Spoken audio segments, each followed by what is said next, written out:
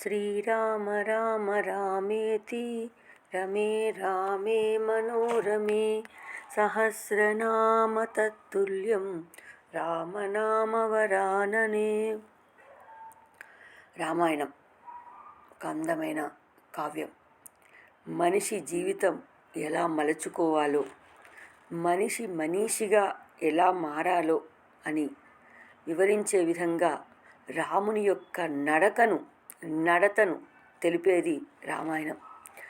అలాంటి రామాయణానికి సంబంధించినటువంటి విస్తారమైనటువంటి వివరణ మనకు 10వ తరగతి ఉపవాచకంలో కనిపిస్తుంది. అద్భుతమైన రామాయణం. నిజంగా అది చదవాలంటే, వినాలంటే, అనాలంటే అందరికీ అదృష్టం ఉండాలి. అలాంటి అదృష్టాన్ని దేవుడు నాకు కలిగించాడు. నిజంగా 10వ తరగతి రామాయణము పిల్లలకు బోధించాలంటే చాలా చాలా సంతోషంగా అనిపించేది. పిల్లలు కూడా అంత ఆనందంగా వినేవారు. అలాంటి రామాయణాన్ని ఎందుకు చదవాలి అనే విషయము మనకు తరచుగా ప్రశ్నాపత్రంలో కనిపిస్తూ ఉంటుంది. నిజంగా మానవ జీవితాన్ని సంస్కరించగల మహాకావ్యం రామాయణం. మానవ హృదయాల నుండి ఎప్పటికీ చెరగని కథ.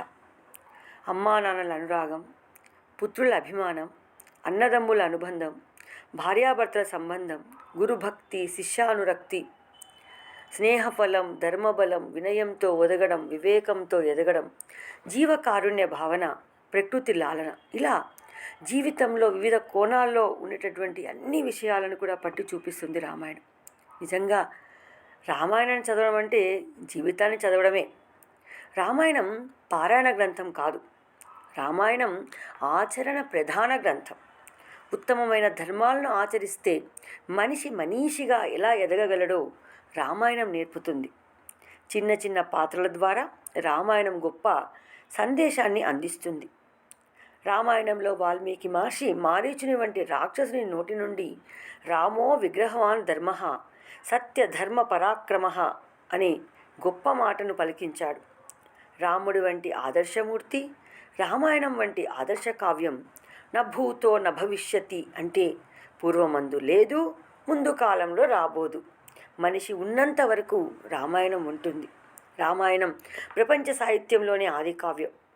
వాల్మీకి మహర్షి సంస్కృతంలో దీనిని 24,000 శ్లోకాలతో రాశాడు. రామాయణం ముందు తరాల వారికి స్ఫూర్తిని ఇస్తుంది. అందువల్లనే మనం రామాయణాన్ని తప్పక చదవాలి.